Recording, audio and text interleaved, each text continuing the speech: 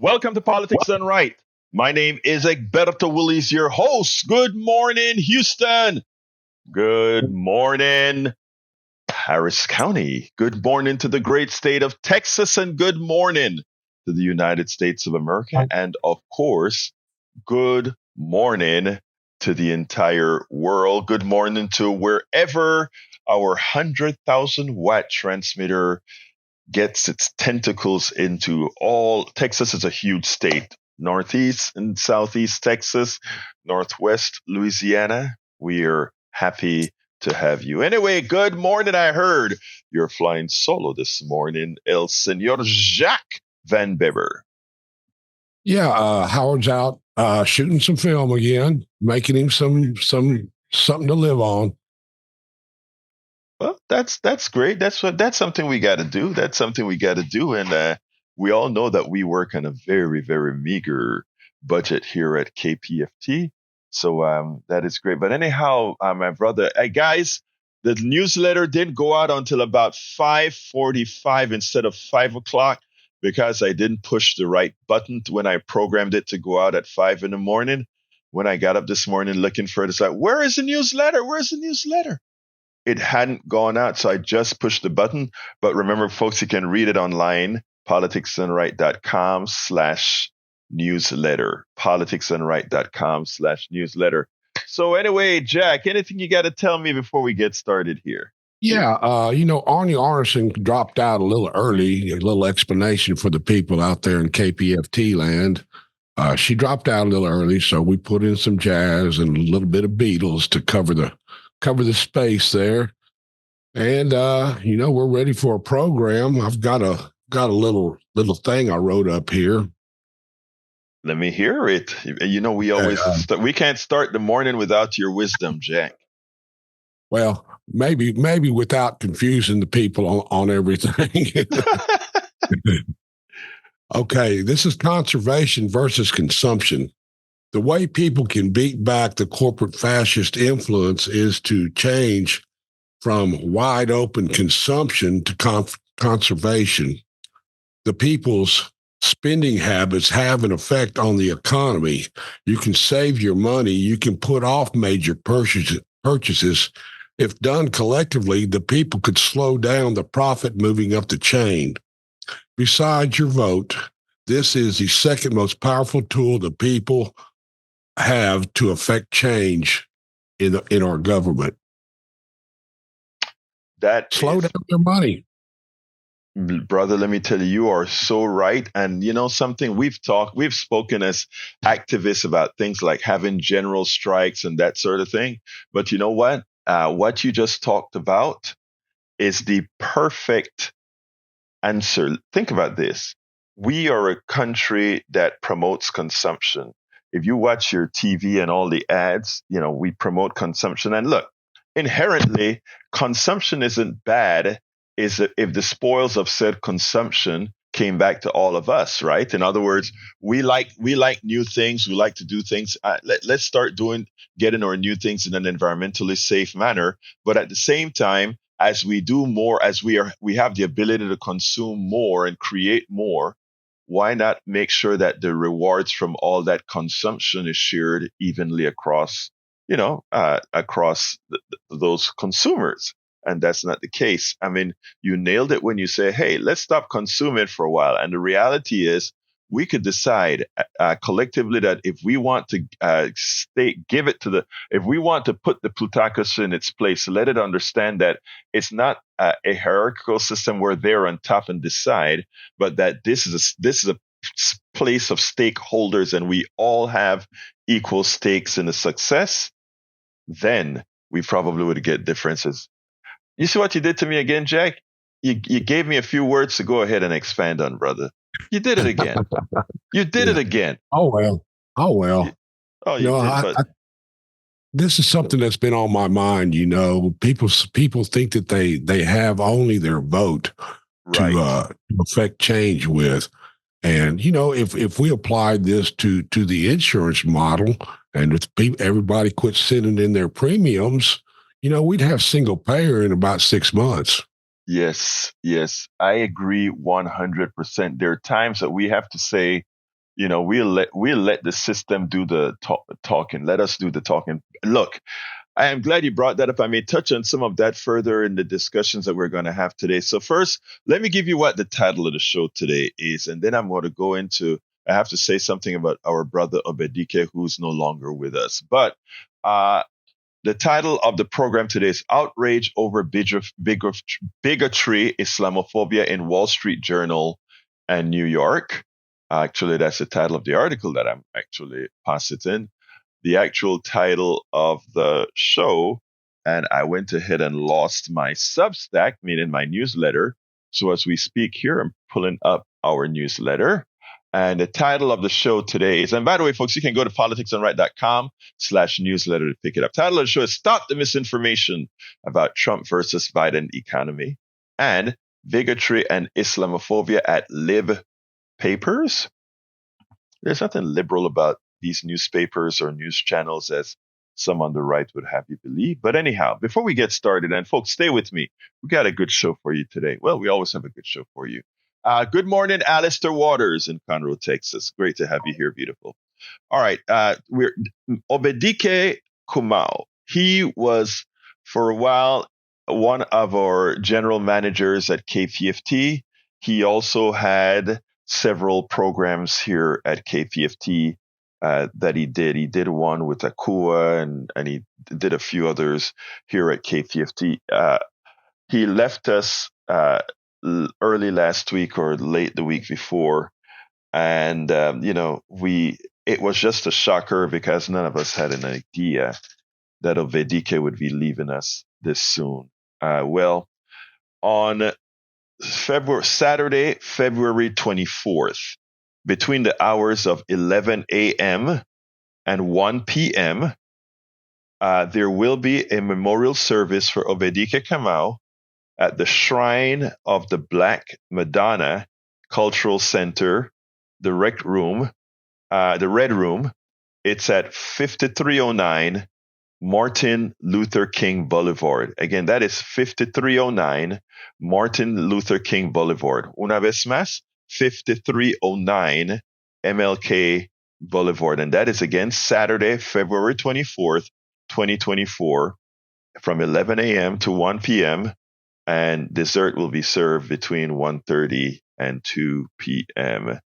According to the thing I'm reading here, the insert, it says, to leave your reflections regarding Dr. Kamau, send them to Okamau 110. That is OKAMAU 110 at gmail.com.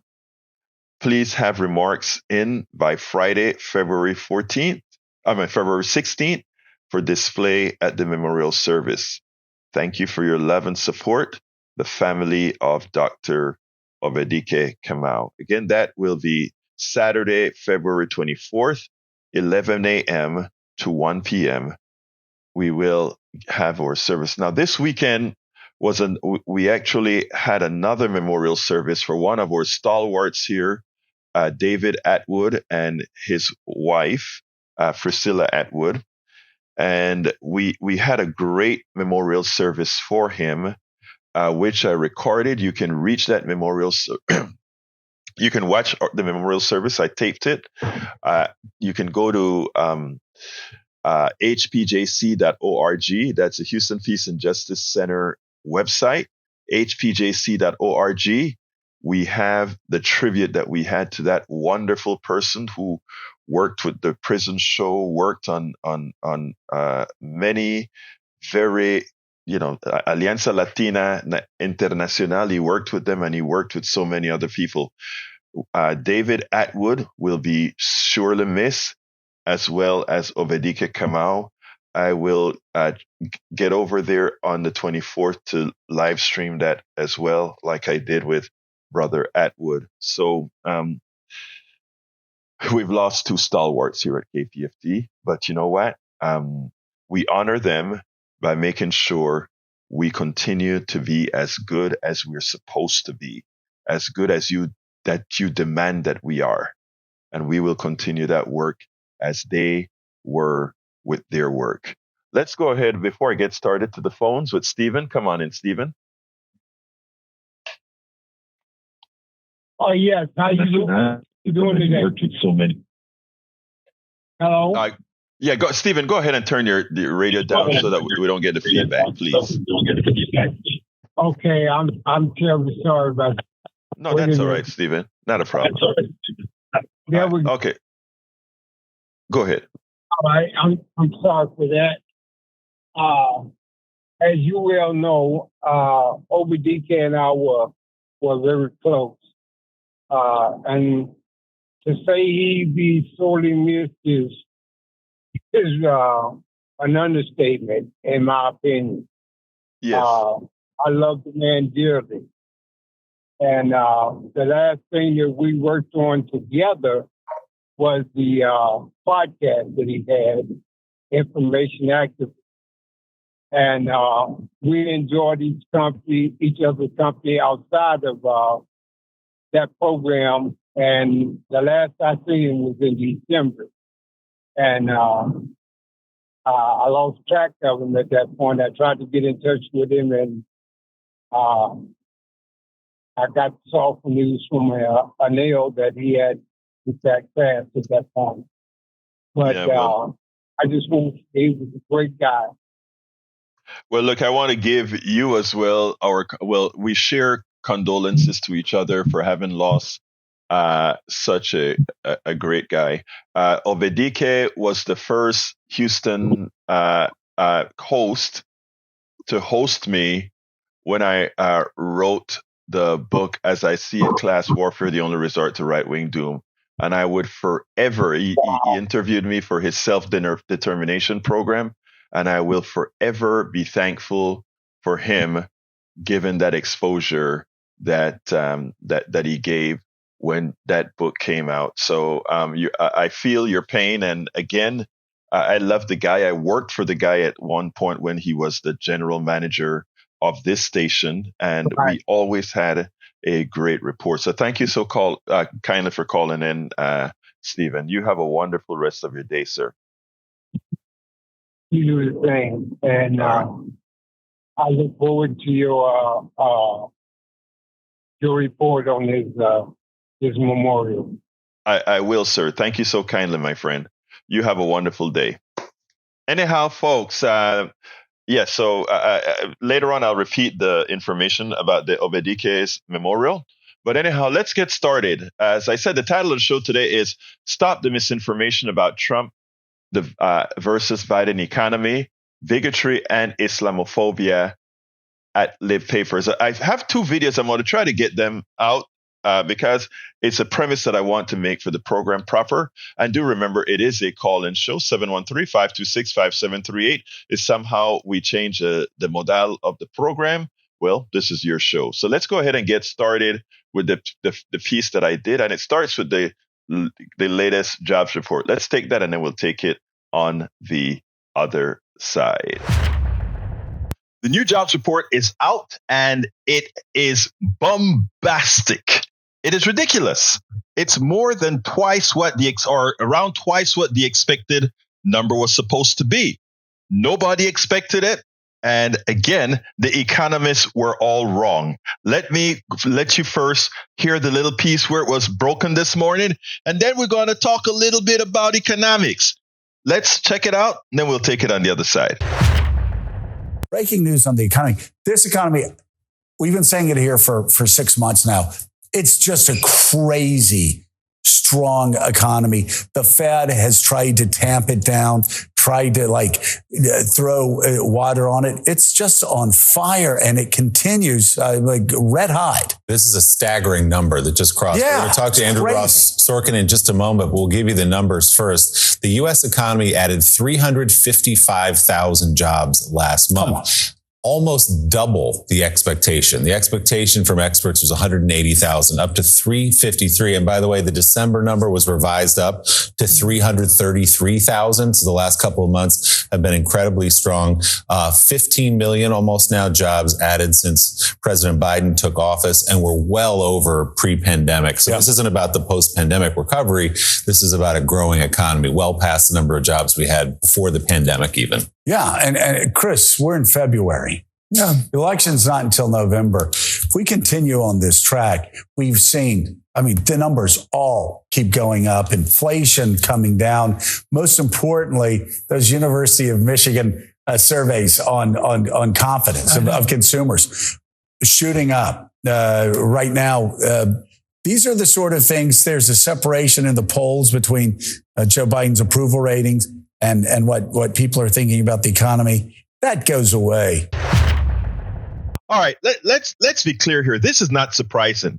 The economists at this point in time are out of their leagues. Well, I'm talking about the neoliberal type economists, okay? The real economists, the ones like Stephanie Kelton or let's say Richard Wolff, who we've interviewed here several times, these guys truly understand economics, right? Because here is the deal. Under the conservative plans, under the neoliberal plans, which means moderate democratic plans as well, the idea is that in the case of conservatives, you give all the monies up to the top and somehow it's going to trickle down. That's their concept. It has never worked. The Laffer curve has always been a laugh. Okay, it was always just funny that anybody could, of any sense of any form or intelligence, would believe the validity of the Laffer curve. But let's leave that alone. The neoliberals, yes, they believe in giving a little bit of peanuts to the masses to prevent them from starving. But then again, they do culture the wealthy class. They do culture the capitalists. But the true progressive, that person who really sees the value in work, that person who really sees the values for those who actually attain something, complete something, build something, innovate something, the ones who believe that innovation is the average person who innovates and not the one who pays them to innovate, right? There's a difference, because the one who pays them to innovate gets the spoils from said innovation. But by definition, that tells you that innovation does not require the payments of the spoils, because so far in our economic system, we have learned how to give away the spoils to the top. You never hear the engineer saying, I created that particular type of material, and Joe Blow, who owns stock in this company, is making a permanent living off of the dividends from my creation as I got paid once. You see, when the Powell memo came out, it came out to make most Americans dumb. It came out to say, you need to understand that the reason why the rich guy who creates nothing has to make a profit is so that innovation can continue. And he is the one who pays the innovator for said innovation. So doesn't it make sense for us to get rid of the one who pays the innovator to innovate and make sure that the innovator collects for his own spoils? Again, that is where this new economic system that we are talking about it's all about. What you saw, the reason why the Biden economy thus far has been successful is two economic policies: Keynesian economics and MMT, modern monetary theory. There's absolutely no doubt about it. Stephanie Kelton's explanation of modern monetary theory and the slacks in our economic system explains what we are seeing right now. Yes, Biden deficit spent like a drunken sailor, but he deficit spended the amount of money the economy had the slack for, such that absent corporate greed, the inflation rate at this point in time is non-existent. You say, oh, Egberto, but it's 3% or so. No, it's not the inflation rate that's at 3%. It's the corporate greed rate that's at 3%. We need to call it the CGR. The CGR is at 3%. Nothing else. We have a glut of oil all over. We are floating in oil. There's no reason for the price of oil to be where it's at right now. CGR, remember that, corporate greed index. Well, I call it the corporate greed rate, right? CGR, just not inflation rate, but corporate greed rate. So going forward, the next time another activist or somebody tells you about, well, how are we going to explain the inflation rate? You ask them a simple question. What inflation rate? There is no inflation. What we have is CGR. Okay? Remember that. We are going to be speaking going forward about CGR, period. You know what? It's so funny. I thought about CGR as I was actually doing that monologue and the corporate greed rate when I was trying to find another name for inflation. But here's the thing, guys. I want to make a quick addendum to that piece, however. And the addendum is as follows. The job creation is there. The amount of people working are there. All these things are true. But Americans are still, the worker are still feeling some pains. And those pains, however, didn't start with Biden. It didn't start with Trump. It didn't start with Obama. It didn't start with Bush. It didn't start with Clinton or Bush. It started just with Reagan. And we put ourselves on the path where most of the spoils, even with almost full employment, most of the spoils, because of the structural defect of our economy, goes to the top. I'm putting this clarification here because I have some friends that will hear me talk about Biden's economy and how good it is, and they're going to call me a traitor. And they're going to say, how can you say that while the middle class people are not doing as well, or they're for 60%, if a 400 bill comes up for 60%, they're in dire straits. My brother and sister activists are actually 100% correct. But I'm trying not to mix apples and oranges. On the same playing field with Bush, Obama, Clinton, Biden, and Reagan, same playing field, supply side economics. What Biden instituted that kept this economy from going into the regular pattern of recession bust, recession, inflation, recession bust, is because the pandemic allowed him to institute the spending policies that otherwise would not have occurred. The next question is, how are these policies implemented? Are they implemented just to buy food and give money away, or are they implemented as investments? And one of the things that we can say about the way the Biden tax plans were written is a lot of them were written as investments. When we have the fixing the policies for bringing back semiconductors here in America and investing, imagine the government investing in the private sector to build semiconductor plants. Of course, let me give you a kicker, guys. These semiconductor plants that are going to be taking advantage of all our money, the government money, that the ones that always say when you do that with the average American citizens is socialism. Right now, the way the laws are written, they still take the spoils. But if we don't fall for the crap and elect the right people, the right progressives, the spoils from all this investment. Remember, I said it's investment. This spending that they did, a lot of it went into investing in green energy, investing in semiconductors, investing in electrification. All these things were investments that will continue to pay off year after year after year. What we have to elect politicians to do is to make sure that those investments that we've spent several $1 trillion over the pandemic investing in to reinflate the economy, that the spoils don't do what they always do, go right back to the top. And we already see some of that happening. The Democrats and Republicans came together on a bipartisan bill.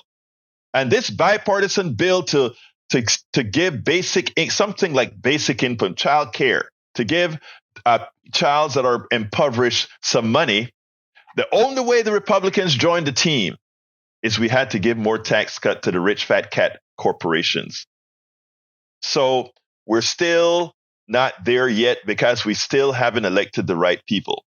Before I go to the next video, I want to add something though, because the NBC poll just came out. And that NBC poll showed that Americans believe by a 55 to 30 something margin that Donald Trump, a guy who couldn't even run his own business, is better for the economy.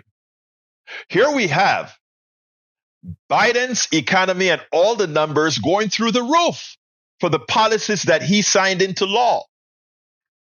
And 55% of Americans, over 35% of Biden, as opposed to 35 who believe Biden would be better for the economy. 55% of Americans believe Trump would create a better economy. Now, Americans can only think that way if there is if there is a concerted effort to misinform. Period. I know a lot of people are going to say, well, look, it's what I buy at the grocery store. It's more expensive. All of that is true. But that didn't start with Biden.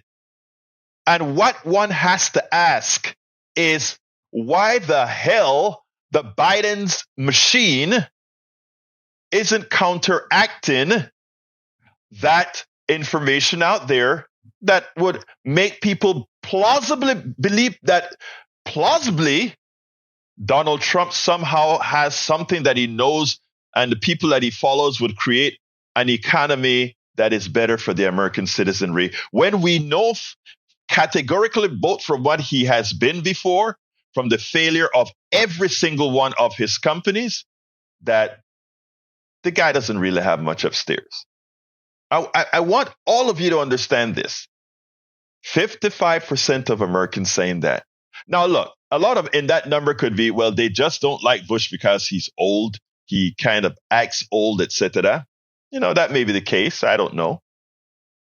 But one of the goals that we have to have here, you know, shows like mine as well, is for us to be able to really inform.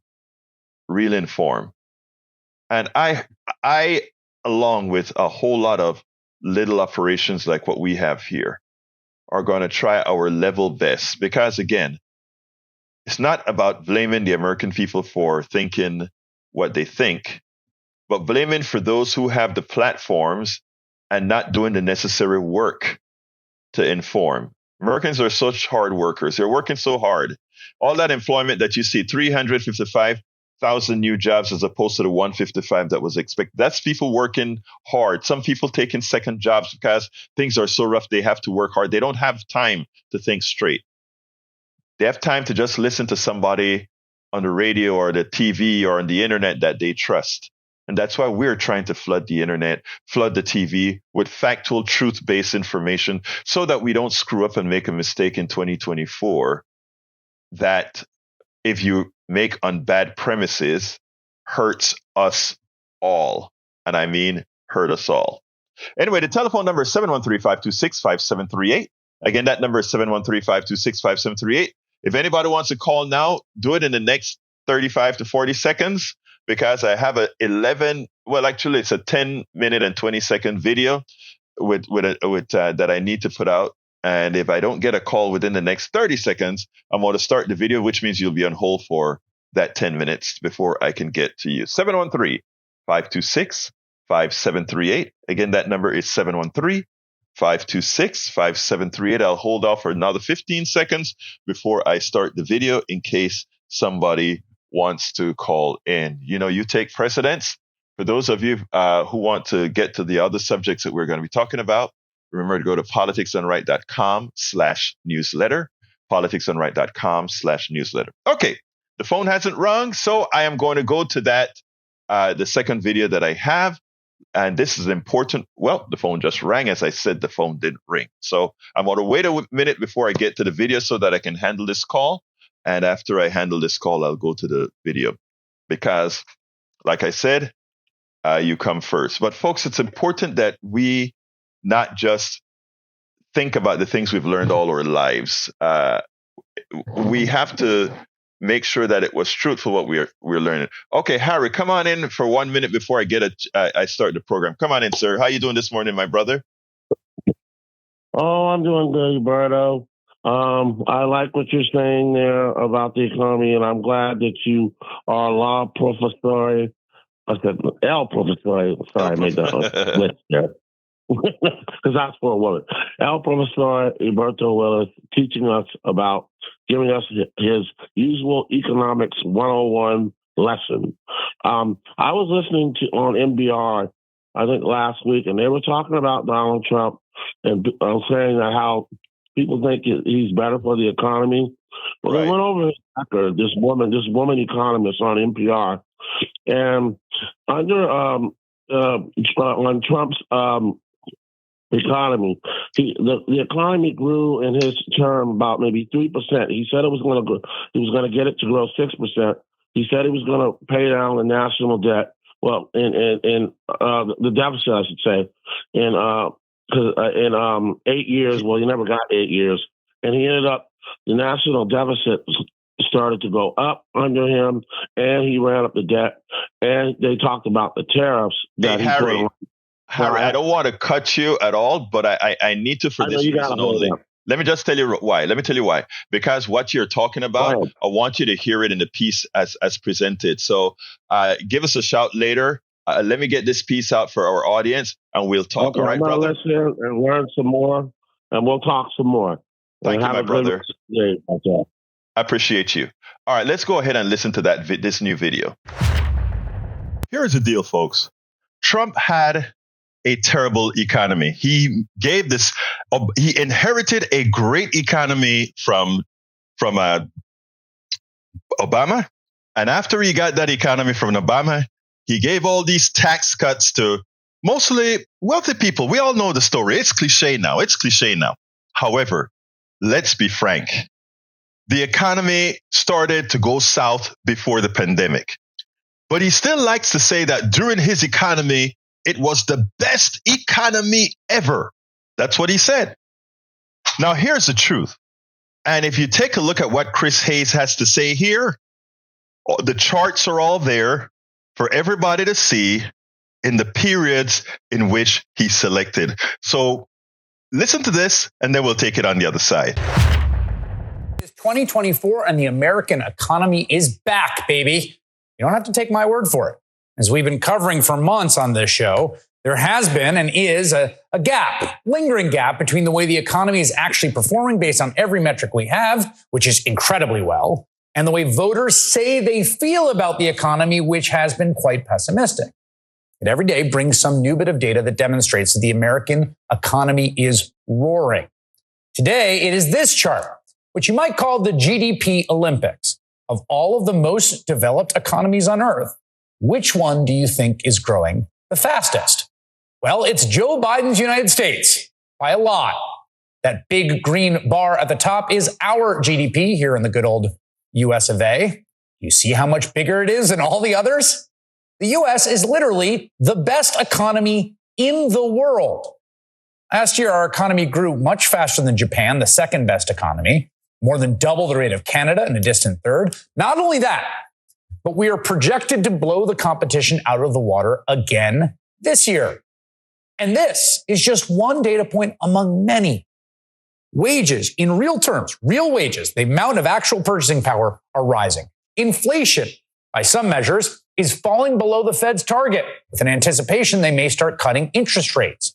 Investment in manufacturing has now set record highs. New business formation, that's people making small businesses, has set record highs. Household wealth has set a record high. And today, amid all this good news, Federal Reserve Chair Jerome Powell got just about as enthusiastic as it is possible for a central banker like him when discussing the state of the U.S. economy. The labor market, 3.7% unemployment, indicates that the labor market is strong. We've had just about 2 years now of unemployment under 4%. That hasn't happened in 50 years. So it's a good labor market. And we've seen inflation come down. We've talked about that. So we've got 6 months of good inflation data and an expectation that there's more to come. So this is this is a good situation. Let's be honest. This is a good economy. The last 3 years of the Biden administration has essentially, get this, put us back on track economically in a better spot than if COVID hadn't happened. I want to say that again, okay? As the White House noted a few weeks ago, quote, the level of U.S. real GDP in 2023 even exceeded some pre-pandemic forecasts, including that of the Congressional Budget Office and the IMF. That's right. The economy did better last year than the economic projection showed before the pandemic, before COVID, when nobody knew there would be this cataclysmic event and recession in 2020.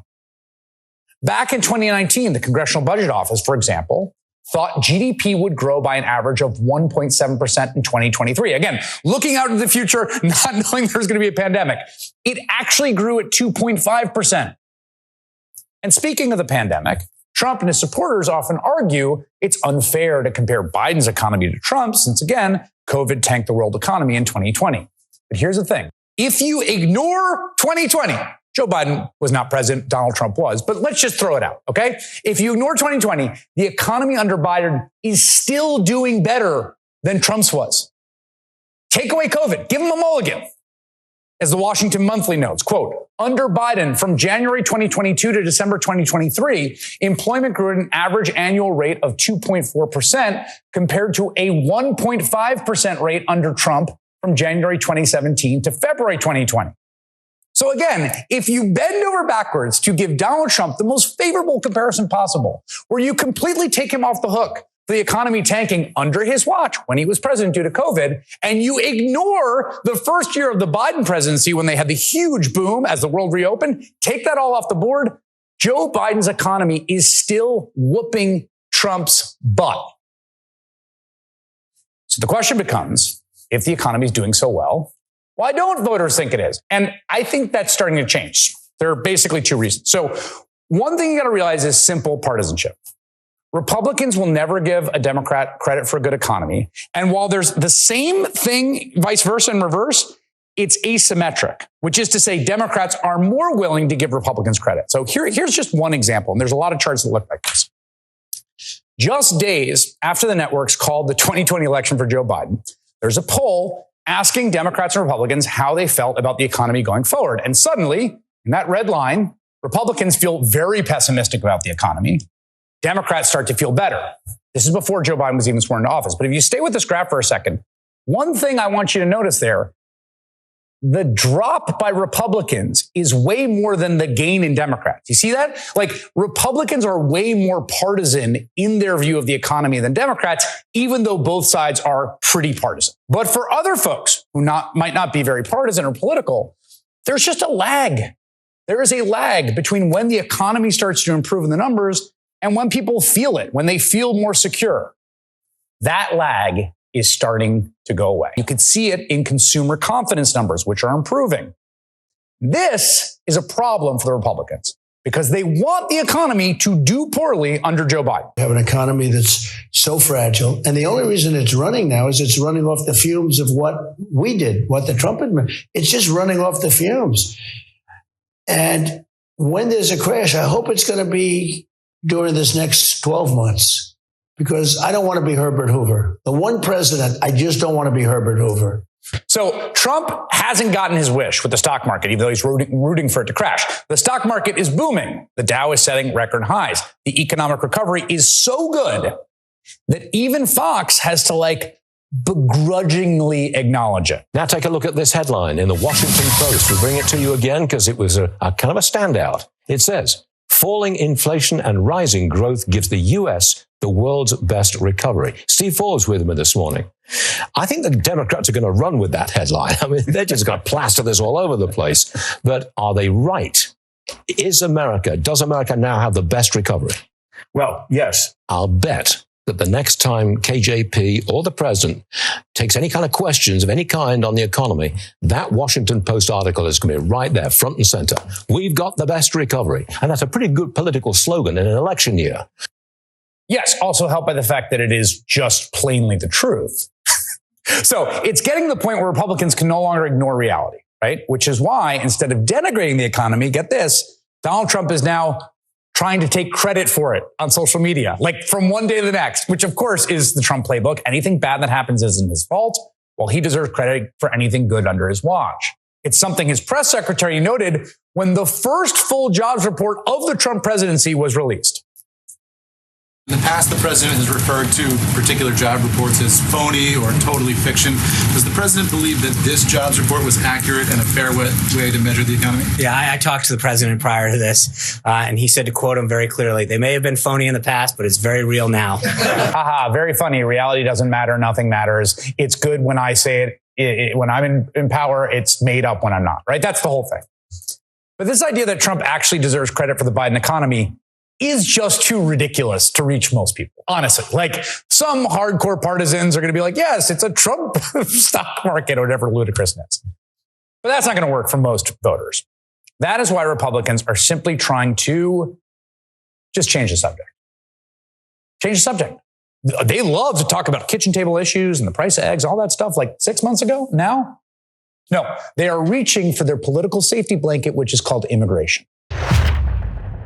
All right, folks, here's what's important. The charts are important, but also the truth and the narrative is important. Donald Trump goes out there and says all of the times that his economy was the best. The numbers say it didn't even come close. He didn't handle the COVID epidemic appropriately. The numbers prove that is a fact.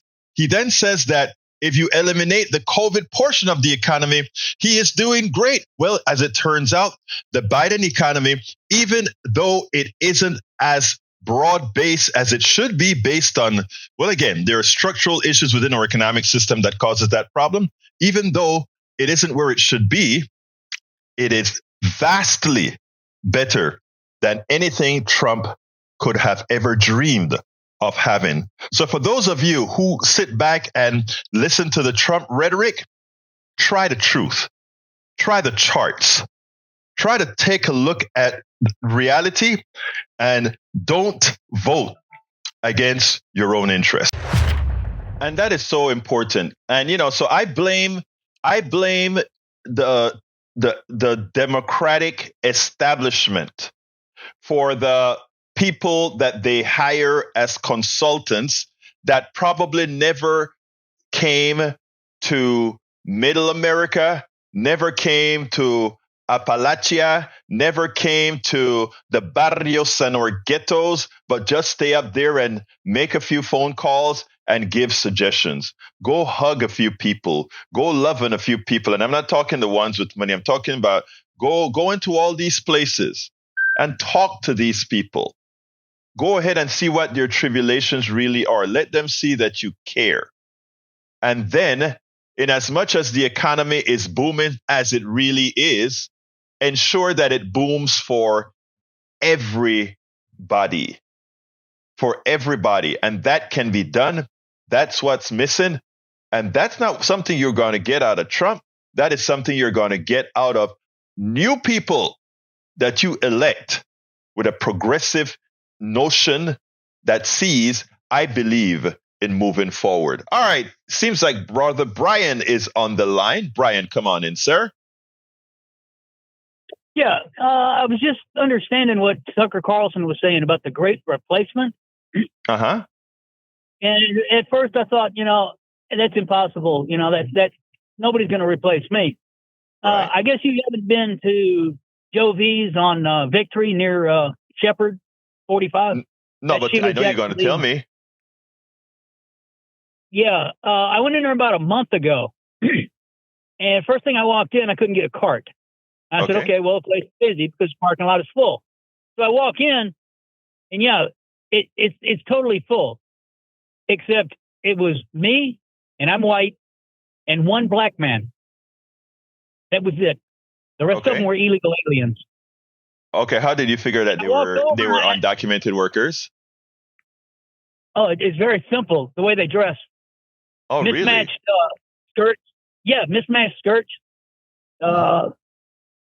Unwashed clothes. Just generally not consistent with someone who has a constant job. Okay. Anyway, that's not the point. I walked over to the man and he said, I notice you're looking at these people. And I said, yeah, of course. I mean, I know now what it means to be a minority. And he said, yeah, they've taken over the food town over on Gulf Bank also, the same thing. And we talked for a few minutes, and he said something that I really didn't know. Guitar Watkins walked that district. I'm sorry, I misunderstood. Repeat, please. I misunderstood that last sentence. He said Guitar Watkins walked this property. And he also explained to me what Acres Homes was. Mm-hmm. And he said the Mexicans are coming in from out of country, buying up the property, building it up, and flooding the black people, so they have to move. And I didn't understand what he did, and I drove through DeSoto and down Acres Homes, and then you can see it. It's pretty obvious. Mm-hmm. They are flooding out the black people and getting their property at a discounted price because it's been flooded, and they now have to have insurance. Mm-hmm. Okay, let me tell you. I ask any of the people that's listening, just go to Acres Homes between West Little York, Pinemont, Gulf Bank, and TC Jester, and see what the development is. All right, Brian. First of all, let me just say that by the way, look, Latinos are moving into everywhere, and yes, those areas, because they're inexpensive to live in, and they are able to buy it because those people that are coming in are resourceful, and those that are in those areas are fairly old and at this point starting to sell their properties. So I mean, here's the thing, Brian, and I want you to take these words that I'm going to tell you. I'm going to try to be as respectful as I can with the words. You know where I'm from. But if anybody listening to what you just said would have to say, my God, Brian, you are a racist. Hold on and don't comment. Let me finish here. Because of so many of the assumptions that you made, right? How people are dressed, what they look like. You didn't look at it from a socioeconomic point of view or anything like that. But you know what? That is what we have learned. The reason why I don't allow first of all, I want people to hear the commentary that you just gave. A lot of it, which there's a whole lot of truth into what you say as far as what's happening in Acres Home, what's happening and for those that are in the international and national audience, those are areas now that are predominantly black. It's areas that were predominantly white. Then we got white flight. So here it is. I have a white guy, my brother Brian, who is defending talking to a black guy who, when that black guy moved into the area that he's living in right now, all the white people ran out of. Okay, so let's remember that, Brian. Okay, so now here is the thing.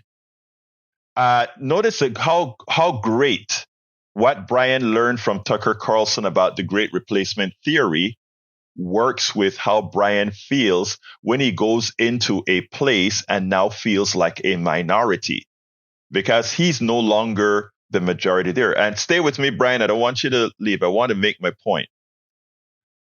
Brian feels like a minority. Yeah, but let me finish. I gave you a whole long time to talk. You know that, brother. Come on. All right. So Brian feels like a minority. He's now around a lot of people that look different than he does, dress differently than he does. And that's a problem. My brother, this white guy now sees himself as a minority, and as opposed to saying, did anybody there attack him? Did anybody there look down at him or anything like? No, they didn't. They didn't. But he was no longer, you, Brian, was no longer that majority population. And you felt threatened. So what that Nimrod had to tell you from this TV show suddenly makes sense to you. Brian, I only have 11 minutes and the phone just exploded. So here's what I'm going to do, Brian. We're going to tackle this subject, and I'm going to make this the root subject tomorrow. And I want you to call first thing tomorrow, and we're going to talk about this whole issue. 30 seconds. No, I can't give it to you. No, Brian, I got to let you go, but we're going to talk tomorrow. I love you, brother. You got to go. You got to go. We'll talk tomorrow. Let's go to Derek. Come on in, Derek. Hey, quickly, Alberto, I just want to say to the Democrats, this is February. We should not be sitting there trying to figure it out now. You're absolutely right, brother. For the life of me, I don't know why they're not bringing up these points talking about the strength of the economy and everything. But I do know that as I said once before, man, I do believe we do have some plants up in there, in those plants. I believe they're in the very upper echelon. You are correct. That's you're having all this inactivity. Derek, I got to let you go, but you are so right, my brother. And that's what I talk about. These guys up that get the $10,000 and $20,000 per suggestion, which is what they make. I can tell you some stories about us with Coffee Party, what we went through. You're correct about that. Let's talk about that, sort of bring that up tomorrow when Brian calls back. Because Brian, I want to expand on Brian because it's very important what he spoke about there. We'll talk. All right, Derek? Okay, bye. Thank you, brother. Let's go to Johnny. Come on in, Johnny, real quick. I got to not give you too much time. Come on in, Johnny. I'll be really brief, which is unusual. So this goes beyond racism with regards to our brother Brian. It's more than racism. It's more than visceral hatred, although it is partially visceral hatred. He's the same individual who on more than one occasion has referred to us here at the station, the listenership, as libtards. Yeah. That's how he's referred to us.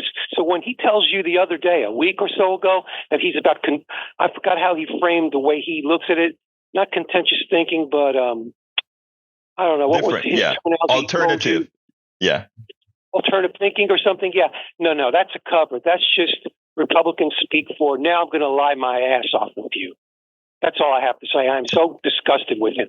Thank you, Mayor of Politics Done Right. I appreciate your call, my brother. Okay, Rafael, come on in, my friend. Beautiful, my brother. Just very quickly, I wanted to thank you first for this very valuable contribution, your show, and all of your insights. The gentleman who was talking about the area of Acres Homes and Gulf Bank and Pinemont and Little York, I've lived here, right here. I'm driving through it now for almost 20 years, 19 years.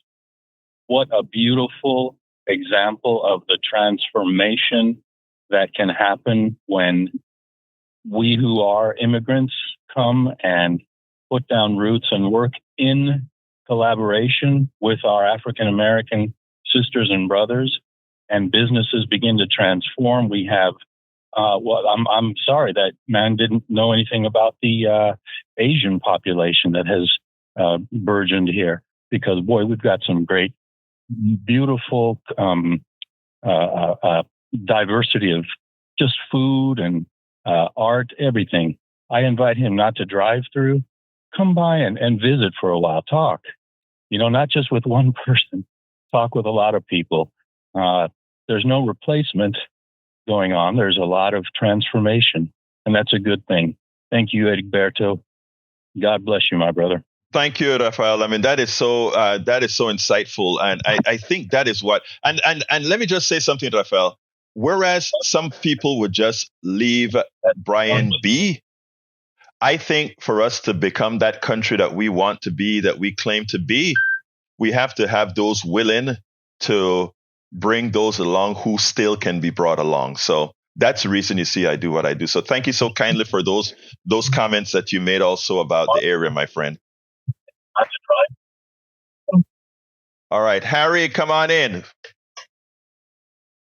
Yeah, well, I'm not going to comment on what Brian is saying. I like what you said. I had on that last video, and like I was going to add to that, when I looked up something on Trump's economy from 2017 to 2019, and you're right, Alberto, he enjoyed Obama's coattails. The economy was continuing to go along, and about February of 2019, the economy started to slow down. Now and then it collapsed when COVID happened. And as you said, Alberto, if when his advisor was telling him, you've got to handle this COVID situation, and he was up there talking about it's just a common cold and all that.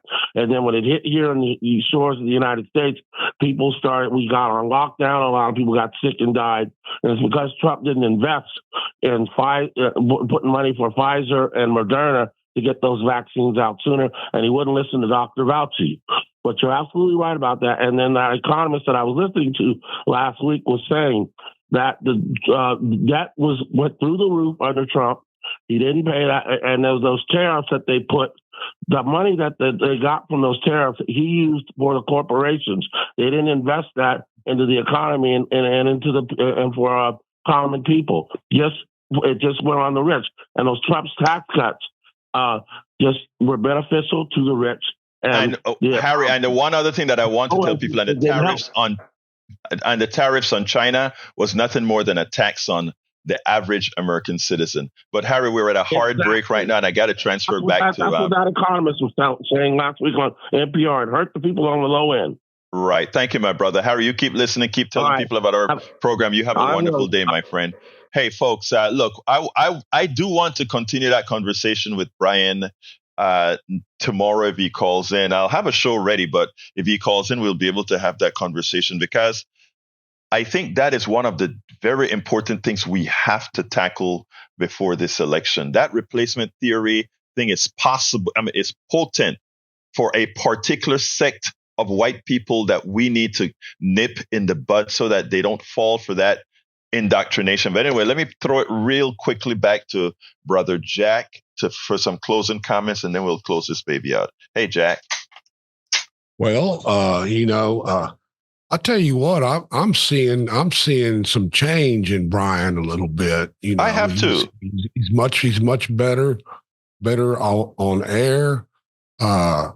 So and he brings up that right-handed side, that we rail against, and so I mean he's welcome here. I always of course, that's who we are, Jack. That is who we are. We want everybody. We want to have the conversation with everybody. And every night, the other day he called and he said that I shocked him because he called and he made a statement. And I'm like, okay, you're right. That's what it's all about. That's what it's all about. Anyway, Jack, we got to get out of here. Folks, thank you all the callers. Love you all. Thank you all the listeners. Love you all. Thank you, Jack. Love you, brother. And as for Howard, we got to give a shout out to Howard, who's out there still helping us with the strings as he's away. Anyway, I got to get out of here. My name is Egberto Willis. This is Politics Done Right. And you guys know how I end this baby. I am what? Out. We spend a lot of time deconstructing the news, trying to parse it into a form that everybody can understand. We try to find those little nitpicks where it flies above the fray, etc. If you really like these videos that we do, I want to ask a big favor. Please go ahead. Number 1, subscribe to our channel. And number 2, please join if you can. Thank you so kindly for watching. Keep watching. Please remember to share. We must populate the entire internet with our progressive message, a message that we know is what most Americans say that they want. So help us, please join.